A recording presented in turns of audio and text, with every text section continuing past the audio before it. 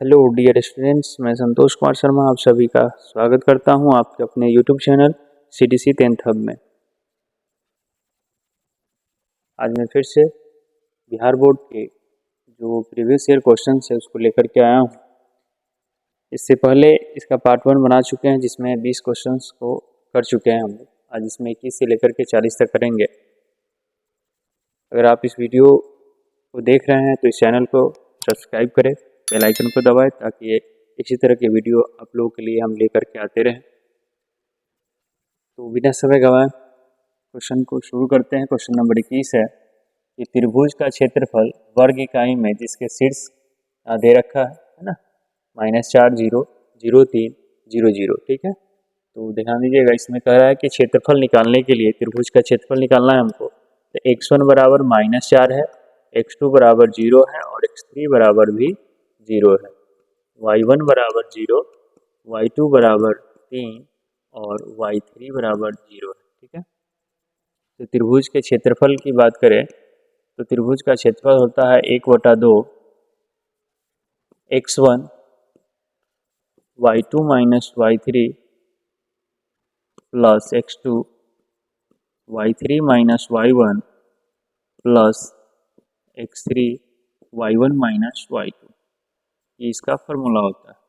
अब देख सकते हैं इसमें x2 और x3 ये टर्म और ये टर्म 0 है, तो वैल्यू से यहीं से यानी शॉर्टकट है, तो आप ऑब्जेक्टिव है तो जितना शॉर्ट बना लीजिए ज़्यादा बेटर रहेगा। तो ये टर्म 0 हो जाएंगे, तो हमको सिर्फ ये टर्म को देखना है। 1/2 है ना, 1/2 x1 क्या है हमारा, x1 -4 है, -4 रख देंगे। देखिए यहाँ पे y2 कितना है आपका 3 है ना, और अगर y3 की बात करें तो 0 है, तो 0 रख देंगे यहाँ पे। ठीक है, तो 1/2 -4 गुने 3 कितना आ जाएगा, 1/2 4 3 12 -12 2 से 2 6 12 यानी -6 है ना, -6। लेकिन देखिए कि त्रिभुज का क्षेत्रफल जो होता है वो माइनस में नहीं होता, इसलिए इसमें हम क्या करेंगे, मॉडुलर का प्रयोग करेंगे और ये प्लस में आ जाएगा, यानी 6 वर्ग इकाई।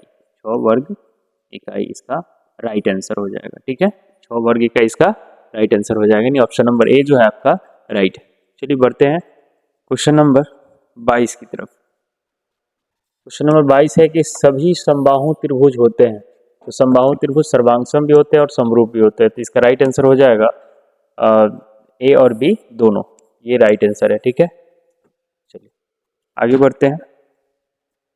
क्वेश्चन नंबर 23 है कि x² - 3x यानी f(x) बराबर दे रखा है x² - 3x के शून्यक a और b हो, तो वैल्यू पूछ रहा है किसका, 4 इंटू a प्लस बी का वैल्यू यहाँ पे पूछा जा रहा है। तो ध्यान दीजिए, इसका हम फैक्टर तोड़ेंगे, इसका x² - 3x प्लस 5 का,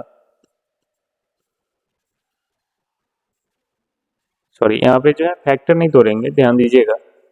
अगर हम बात करें a का वैल्यू कितना है 1, b का वैल्यू क्या है -3 और c का वैल्यू क्या है 5 है। ठीक है, तो हम यहाँ पे देख रहे हैं कि शून्यक a और b है, या देखिए ज़्यादातर सवाल आप पढ़े होइएगा अल्फा और बीटा। ठीक है, लेकिन वहाँ पे दे रखा है a और b, तक क्या लिखेंगे, a plus B equal to formula होता है -b/a, तो -b यानी कितना हो जाएगा -3 है ना, -3/a का वैल्यू क्या है 1, तो या माइनस माइनस प्लस 3 हो जाएगा। ठीक है, क्वेश्चन में पूछा जा रहा है 4 इंटू a प्लस बी का वैल्यू, तो अब ध्यान दीजिएगा a प्लस बी का वैल्यू क्या आया है, तो 3 आया, 4 3 12, यानी आपका जो राइट आंसर हो जाएगा ऑप्शन नंबर बी हो जाएगा। ठीक है, नेक्स्ट क्वेश्चन है 24 नंबर क्वेश्चन। ध्यान दीजिएगा कि समांतर श्रेणी 5 8 यानी इस तरह के समांतर श्रेणी दिया हुआ है कि प्रथम 24 पदों का योग पूछा जा रहा है यहाँ पे। ठीक है, चलिए तो इसको हम यहाँ पे हल कर रहे हैं। ठीक है, आपका a बराबर जो प्रथम पद है वो कितना 5 है। अगर हम d निकाले तो d का फॉर्मूला होता है दूसरा पद माइनस पहला पद, यानी हम बात करें तो 8 - 5 कितना हो जाएगा, ये 3 आ जाएगा। ठीक है, तो इसमें हमको निकालना है 24 पदों का योग। तो एसएन का फॉर्मूला आप सभी को पता है, यानी पदों का योग का फॉर्मूला होता है n/2 इंटू है ना 2a plus n-1 into d होता है, ये इसका फॉर्मूला होता है। ध्यान दीजिएगा, तो हमको फॉर्मूला निकालना क्या है, देखिए 24वां पद यानी n बराबर 24, n बराबर क्या लेना है हमको 24 लेना है, जगह थोड़ा स्पेस कम है इसके लिए यहाँ बना रहा है। ठीक है, तो हम लिखेंगे S24 बराबर S24 बराबर क्या हो जाएगा 24/2 24/2 है ना, और 2 गुना ए का वैल्यू कितना है 5 है 5 है, और प्लस एन का वैल्यू 24 है 24 माइनस 1, और डी का वैल्यू कितना आया 3 आया, तो गुना 3। तो इसको काटेंगे 12 दूना 24, तो 12 गुना में है 2 पंचे 10 प्लस 24 में से 1 माइनस कीजिए 23 है ना, तो 23 गुना क्या हो जाएगा 3 हो जाएगा। फिर ध्यान दीजिएगा 12 गुना 10 प्लस 23 यानी 3 तिहाई 9 2 तिहाई 6 69 हो जाएगा। 69 में 10 जोड़िएगा क्या हो जाएगा ना 79 हो जाएगा। ठीक है, अब 79 में 12 से गुना कर दीजिए, ऊपर गुना कर देते हैं है ना, या यहाँ भी कर सकते हैं कोई दिक्कत नहीं है। 12 नमा 108, ये 8 हो जाएगा, 12 7 84 या 10 84 10 94 948 है ना, ये आपका राइट आंसर हो जाएगा ऑप्शन नंबर सी। ठीक है, चलिए आगे बढ़ते हैं। Question number 25। क्वेश्चन नंबर 25 में क्या कर रहा है कि बिंदु 5 की जो दूरी है मूल बिंदु से होगी है ना, तो इसका जो फॉर्मूला होता है, ठीक है, इसका फॉर्मूला हो जाएगा दूरी बराबर, अब देख सकते हैं इसमें जो मूल बिंदु से पूछा जा रहा है तो हम डायरेक्ट लिखेंगे है ना, x1 का स्क्वायर प्लस y1 का लिख सकते हैं इसका स्क्वायर है ना, क्या x डायरेक्ट इसको x और y मान लीजिए तो भी चलेगा, कोई दिक्कत नहीं है।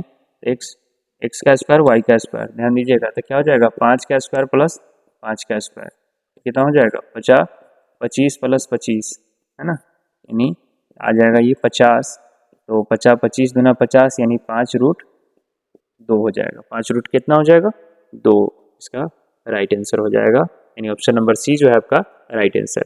चलिए बढ़ते हैं आगे। क्वेश्चन नंबर 26 है कि त्रिभुज एबीसी में AB बराबर 13 सेंटीमीटर, BC बराबर 12 सेंटीमीटर और AC बराबर 5 सेंटीमीटर है, तो पूछा जा रहा है कि कोण C का जो वैल्यू है वो क्या होगा।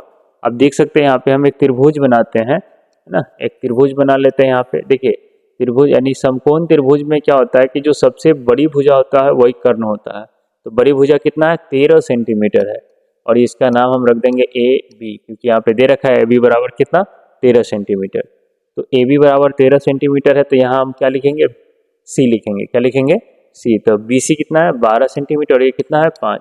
अब देख सकते हैं कि जो कर्ण होता है उसके सामने का जो कोण होता है वो 90 डिग्री होता है, या 90 डिग्री के सामने वाला कर्ण होता है, यानी कोण C बराबर जो है आपका राइट आंसर क्या हो जाएगा 90 डिग्री हो जाएगा, यानी ऑप्शन नंबर ए जो है आपका राइट आंसर है।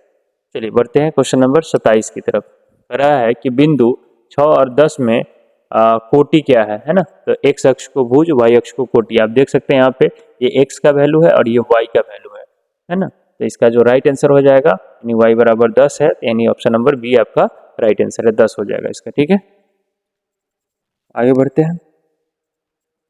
क्वेश्चन नंबर 28 है कि दो समरूप त्रिभुज की संगत भुजाओं का अनुपात दे रखा है 4:9, तो अनुपात में है इसके, तो इनके क्षेत्रफल का अनुपात पूछा जा रहा है। तो दो समरूप त्रिभुज के क्षेत्रफलों का जो अनुपात होता है उसके संगत भुजाओं के है ना, संगत भुजाओं के वर्गों के अनुपात के बराबर होता है। अब ध्यान दीजिएगा यानी 4/9 है, तो इसके क्षेत्रफलों का अनुपात जो हो जाएगा है ना, इसका स्क्वायर कर देंगे तो क्या हो जाएगा 4 का स्क्वायर 4 चुका 16, 9 का स्क्वायर 9 नामा 81, यानी आपका जो राइट आंसर हो जाएगा वो बी हो जाएगा, यानी 16 अनुपात है ना 81, 16 अनुपात 81। ठीक है, ऑब्जेक्टिव है इसलिए हम डिटेल्स में नहीं बना रहे हैं यहाँ पे। ठीक है, यानी आप ये आपको याद रखना होगा कि दो समरूप त्रिभुज के क्षेत्रफलों का जो अनुपात होता है उसके संगत भुजाओं के वर्गों के अनुपात के बराबर होता है, तो यहाँ पे इसका राइट आंसर क्या हो जाएगा 16:81। बढ़ते हैं आगे। क्वेश्चन नंबर 29 है कि बिंदु ए और बी के बीच की दूरी निकालना है। ठीक है, यहाँ पे ध्यान दीजिएगा, तो हमारा जो x1 है वो कितना है 5 है, और x2 कितना है x2 कितना है 9 है ना, y1 क्या है हमारा 2 है, और y2 क्या है हमारा 5। ठीक है, अगर हम बात करें AB की है ना, तो AB बराबर फॉर्मूला क्या हो जाएगा, चलिए तो इसका फॉर्मूला हो जाएगा x2 माइनस x1 का whole square plus y2 minus y1 का होल स्क्वायर। ठीक है, ध्यान दीजिएगा। x2 क्या है हमारा 9, 9 माइनस क्या हो जाएगा 5, यानी 9 माइनस 5 का स्क्वायर प्लस, है ना, 5 माइनस 2 का स्क्वायर। ठीक है, ध्यान दीजिएगा। 9 में से 5 घटाइएगा तो 4 का स्क्वायर प्लस 3 का स्क्वायर। 4 का स्क्वायर क्या होता है ना, 4 का स्क्वायर 4 चुका 16, 3 का स्क्वायर 3 तिहाई 9, 16 और 9 कितना हो जाएगा 25। इसका राइट आंसर क्या हो जाएगा 5 हो जाएगा, यानी ऑप्शन नंबर डी जो है आपका राइट आंसर है। ठीक है, चलिए बढ़ते हैं आगे। Question number 30। क्वेश्चन नंबर 30 में क्या कह रहा है कि त्रिभुज ABC में डी समांतर है तथा डी समांतर है BC के, सॉरी डी समांतर है किसके BC के, और AD बटा DB दे रखा है 3/4, है ना, 3/4, और AC बराबर दे रखा है 15 सेंटीमीटर। तो AE का सन्निकट मान पूछा जा रहा है ना, निकटतम मान पूछा जा रहा है। ध्यान दीजिएगा, थोड़ा सा ध्यान से समझने का प्रयास कीजिएगा आप सभी। त्रिभुज है ABC, है ना, ABC त्रिभुज में कह रहा है कि DE एक रेखा है जो BC के पैरेलल है, यानी समांतर है। साथ ही साथ ये कहा जा रहा है कि AD बटा जो DB है वो दे रखा है 3/4, 3/4, और AC का जो वैल्यू है वो दे रखा है 15, है ना, सेंटीमीटर, 15 सेंटीमीटर, और AE का मान हमसे पूछा जा रहा है। ठीक है, तो हम सभी जानते हैं कि जब D समांतर जिसे D जो है वो समांतर है किसके BC के, तो D समांतर है BC के, तो इसका क्या हो जाएगा, इसका शर्त है AD बटा DB बराबर AE बटा EC। ठीक है, अब हमसे पूछा जा रहा है EC का वैल्यू, तो देखिए इसको हम पलट सकते हैं, DB बटा, सॉरी अब ध्यान दीजिएगा, DB बटा AD बराबर, है ना, इसको हम लिख सकते हैं EC बटा AE। ठीक है, AE का वैल्यू पूछ रहा है, इसलिए हम क्या करेंगे, है ना, ध्यान दीजिएगा कि AD यहाँ पे देखिए AD बटा जो DB है वो 3/4 है। अगर इसको हम पलट दिए हैं तो इसको हम लिख सकते हैं 4/3, 4/3। और देखिए यहाँ पे इसको हम लिखेंगे, यहाँ पे दोनों में से किसी का वैल्यू दिया हुआ नहीं है, यानी EC बटा AE, EC बटा AE। ठीक है, तो जगह नहीं है, हम यहाँ बनाने का प्रयास करते हैं। ध्यान दीजिएगा थोड़ा सा इस पर। ठीक है, चलिए यहाँ बनाते हैं हम इसको। तो हम दोनों तरफ एक जोड़ देते हैं, दोनों तरफ क्या करेंगे, एक जोड़ने पर इधर भी एक जोड़ देते हैं, और EC बटा AE, है ना, EC बटा AE जो है इसमें भी हम एक जोड़ लेते हैं। जब हम इसमें एक जोड़ेंगे तो ध्यान दीजिएगा यहाँ पे क्या हो जाएगा, 4 प्लस 3 एकम 3 और बटा में 3 बराबर, यहाँ पे हम लिख सकते हैं EC प्लस AE और बटा में कितना AE हो। ठीक है, तो यहाँ पे देखिए कितना, 4 और 3 कितना हो जाएगा 7, 7/3। देखिए EC और AE को, है ना, देखिए यहाँ पे EC और AE को जोड़ेंगे तो पूरा कितना क्या आ जाएगा, AC आ जाएगा। क्या आ जाएगा, AC। तो हम यहाँ पे लिख सकते हैं कि AC बटा AE, है ना, AC बटा AE। अब AC का वैल्यू कितना दे रखा है 7/3, AC का वैल्यू दे रखा है 15, 15/AE। ठीक है, अब ध्यान दीजिए, अब इसको हम तिरछा गुना कर लेते हैं तो कितना हो जाएगा ये 7AE बराबर 15 तिहाई 45 हो जाएगा ना, 15 तिहाई 45, और AE बराबर कितना हो जाएगा 45/7, है ना, 45/7 हो जाएगा। ठीक है, अब इसको काटिए, है ना, 7 से 7 छक 42, 7 छक 42, 3 बचेगा, दशमलव बैठाएंगे, है ना, तो कितना से लगेगा 7 चौक 28, है ना, 2 बचेगा, 7 दूना 14, फिर कितना 6 बचेगा, 6 बचेगा तो कितना हो जाएगा 7 8 56। अगर हम बात करें तो हम इसको लिख सकते हैं 6.8 को साइड करेंगे तो 4 3 हो जाएगा, यानी राइट आंसर जो है वो ए हो जाएगा 6.3 सेंटीमीटर। थोड़ा सा देखिएगा कि मतलब स्पेस न होने के कारण इस तरह से लिखे हैं, अगर आप ध्यान से देखिएगा तो आपको समझ में आ जाएगा। चलिए बढ़ते हैं आगे। क्वेश्चन नंबर 31 है, समांतर श्रेणी यहाँ पे दे रखा है, इसका कौन सा पद जो है वो 109 है ना, ध्यान दीजिएगा, इसमें हम सबसे पहले निकालेंगे a बराबर कितना दे रखा है 4, d बराबर दूसरा पद माइनस पहला पद, यानी 9 माइनस 4 बराबर कितना आ जाएगा 5, है ना। तो हम ध्यान दीजिएगा इसमें यहाँ पर जो है ए एन बराबर दे रखा है 109, ठीक है। एन का फॉर्मूला होता है a plus n minus 1 into d होता है, बराबर कितना दे रखा है 109। देखिए ए का वैल्यू कितना है 4 है ना, प्लस एन का वैल्यू हमको निकालना है एन माइनस 1, और डी का वैल्यू कितना दे रखा है 5 दे रखा है, बराबर 109, ठीक है। ध्यान दीजिएगा, तो यहाँ पे क्या हो जाएगा 4 प्लस, यानी 4 को उस साइड भेज देते हैं, ठीक है। तो क्या हो जाएगा n माइनस 1 इंटू में 5 है, बराबर कितना 109 माइनस कितना हो जाएगा 4 हो जाएगा, ठीक है। n माइनस 1 इंटू, है ना 5, तो 9 इसमें से माइनस कीजिएगा तो कितना हो जाएगा 105, यानी 105 हो जाएगा, ठीक है। अब ध्यान दीजिए n माइनस 1, यानी देखिए 5 इधर क्या गुना में उधर साइड उस साइड अगर भेज देते हैं तो ये क्या आ जाएगा भाग में आ जाएगा, 5 से 5 दूना 10, 5 एकम 5, तो n देखिए यहाँ पे 1 इधर माइनस में उस साइड भेजेंगे तो ये प्लस में आ जाएगा, तो 21 प्लस 1 यानी कितना आ जाएगा, यानी 22वां पद जो है आपका वो 109 होगा, 22वां पद, ठीक है। तो इसका राइट आंसर हो जाएगा डी, यानी 22वां पद, ठीक है। चलिए क्वेश्चन नंबर 32 है कि यदि tan थीटा बराबर दिया हुआ है 12/5, तो sin थीटा का वैल्यू पूछा जा रहा है। हम जानते हैं कि जो tan थीटा जो होता है वो क्या होता है, इसका p/b होता है, क्या होता है इसका फॉर्मूला p/b, यानी 12/5।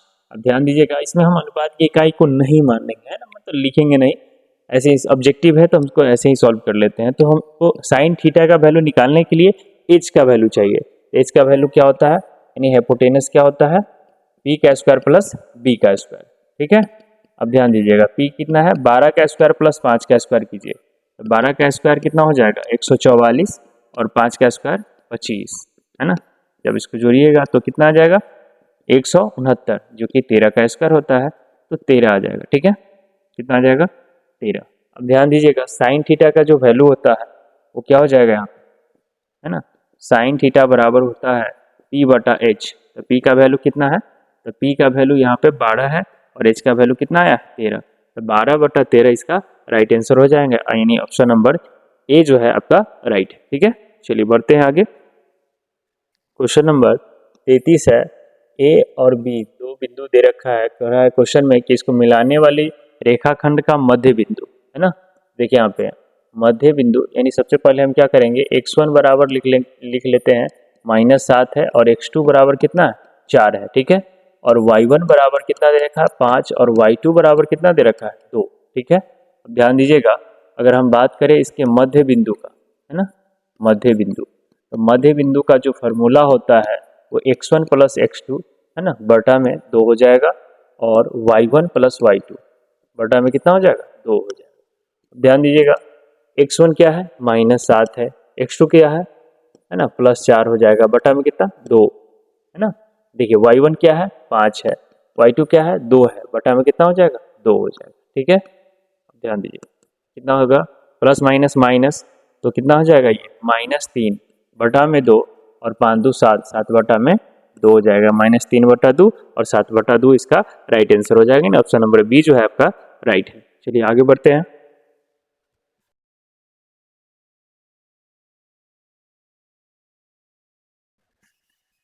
क्वेश्चन नंबर 34 है,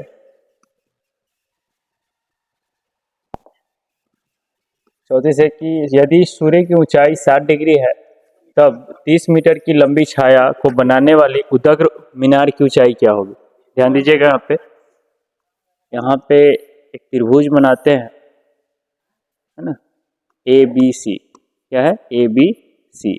अगर बात करें ये मीनार है हमारा, है ना, ये निकालना है, इसकी छाया 30 मीटर है, ठीक है, 30 मीटर है, और यहाँ पे जो कोण बन रहा है वो 60 डिग्री का बन रहा है, ठीक है। हमको निकालना है ए बी निकालना है, तो हम क्या लेंगे यहाँ पे tan 60 डिग्री, tan 60 डिग्री का वैल्यू क्या होता है √3 होता है, तो इसका हो जाएगा p/b, यानी ए बी बटा बी सी, ए बी बटा बी सी, तो √3 हो जाएगा। यहाँ पे ध्यान दीजिएगा ए बी और बी सी का वैल्यू दे रखा है कितना 30 बराबर √3, तो क्या हो जाएगा ए बी बराबर 30 इधर भाग में हो जाएगा तो गुना में हो जाएगा, ठीक है। तो 30√3 मीटर इसका राइट आंसर हो जाएगा। नहीं, ऑप्शन नंबर सी जो है आपका राइट है। क्वेश्चन नंबर 35 में है कि दो खंभे जिनकी ऊंचाई जो है क्रम से यहाँ पे दे रखा है 6 मीटर है, 11 मीटर है, तो समतल भूमि पर खड़े हैं। दोनों क्या है, समतल भूमि पर खड़े हैं। यदि खंभों के पादों के बीच की जो दूरी है वो 12 मीटर, कितना है, तो इनके ऊपरी सिरों के बीच की दूरी निकालना। ध्यान दीजिएगा, हम एक 6 मीटर का और एक 11 मीटर का दो खंभा लेते हैं, दो ना खंभे को लेते हैं। ये 6 मीटर का है और ये 11 मीटर का खंभा है, 11 मीटर का है। अब ध्यान दीजिएगा यहाँ से जो ये है यानी दोनों की, यानी ए बी जो है वो 6 मीटर का खंभा है और सी डी जो है वो 11 मीटर का खंभा है। यहाँ पे हम ई ले लेते हैं एक बिंदु। ये बी सी कितना है, दोनों पादों के बीच ये पाद है इसका, तो समतल पर जो बिंदु है उसको पाद बिंदु कहते हैं। तो ये 12 मीटर कितना है, 12 मीटर। तो ये भी हमारा क्या हो जाएगा, 12 मीटर हो जाएगा। आपको निकालना क्या है, इसके सिरों के बीच की दूरी निकालना है, यानी ए डी निकालना है। ध्यान दीजिएगा, ये कितना हो जाएगा, 6 मीटर। ही तो ऊपर कितना बच जाएगा, 5, 11 में से 6 माइनस कीजिए, 5 मीटर हो जाएगा। अब ध्यान दीजिए, ए डी बराबर क्या लिख सकते हैं हम, ए डी बराबर रूट अंडर यानी ए ई का स्क्वायर प्लस डी ई का स्क्वायर, ठीक है। अब ध्यान दीजिए, ए ई कितना है, 12 का स्क्वायर प्लस 5 का स्क्वायर, 12 का स्क्वायर प्लस 5 का स्क्वायर हो जाएगा। 12 का 144 और 5 का 25, यानी मिलाकर कितना हो जाएगा, 169, यानी इसका राइट आंसर हो जाएगा 13 मीटर, यानी ऑप्शन नंबर जो है सी जो है वो राइट होगा, ठीक है। बढ़ते हैं आगे नेक्स्ट क्वेश्चन में। क्वेश्चन नंबर 36 है कि दो वृत्तों के क्षेत्रफलों का अनुपात 9:1 है, तब उनकी त्रिज्याओं का अनुपात क्या होगा। तो ध्यान दीजिएगा, दो वृत्त के क्षेत्रफल को अगर हम लिखे तो क्या होता है, पाई आर स्क्वायर होता था, पाई R1 का स्क्वायर बटे पाई R2 का स्क्वायर बराबर दे रखा है 9/1। पाई से पाई खत्म कर दीजिए, यानी R1 बटा R2 है ना, R1 बटा है ना R2, तो क्या हो जाएगा, इसका स्क्वायर करेंगे तो इसको हम लिख सकते हैं 3/1 का होल स्क्वायर। वाई स्क्वायर से स्क्वायर क्या करेंगे, खत्म कर देंगे, तो क्या हो जाएगा, R1 बटा है ना, R1 बटा R2 बराबर कितना आएगा, 3/1। अगर इसके अनुपात की बात करें, R1 अनुपात R2 बराबर 3 अनुपात कितना, 1, यानी ऑप्शन नंबर ए जो है इसका राइट आंसर हो जाएगा, ऑप्शन नंबर 1, ठीक है। चलिए बढ़ते हैं आगे नेक्स्ट क्वेश्चन। क्वेश्चन नंबर 37 है कि देखिए यहाँ पे जो चर है उसका बहुलक निकालना है। क्या निकालना है, बहुलक निकालना है। ध्यान दीजिएगा, इसमें यानी 3 की बारंबारता सबसे अधिक है, तो इसका बहुलक क्या हो जाएगा, 3 हो जाएगा, यानी ऑप्शन नंबर ए जो है वो राइट आंसर हो जाएगा, ठीक है। क्वेश्चन नंबर 38 है कि यदि एक घनाभ की लंबाई चौड़ाई ऊंचाई क्रमशः 15 सेंटीमीटर, 12 सेंटीमीटर तथा 4.5 सेंटीमीटर है, तो इसका आयतन बताइए। तो इसका देखिए आयतन क्या होता है, आयतन होता है लंबाई गुने चौड़ाई और गुना ऊंचाई होता है, ठीक है। ध्यान दीजिए, 15 गुने 12 गुने 4.5 हो जाएगा, ठीक है। अगर 12 में गुना करिएगा 15 से, तो कितना आ जाएगा, 180 गुने 4.5, इसको गुना कीजिए तो 0 1 हो जाएगा, 18 पंचे 90, 18 चौक 72, 72 गुना 9 81, ठीक है, यानी 810 सेंटीमीटर क्यूब इसका राइट आंसर हो जाएगा, 810 सेंटीमीटर, ठीक है, यानी ऑप्शन नंबर जो बी है आपका राइट आंसर है, ठीक है। चलिए बढ़ते नेक्स्ट क्वेश्चन की तरफ। क्वेश्चन नंबर 39 है कि कोण थीटा वाले त्रिज्यखंड का क्षेत्रफल क्या होगा।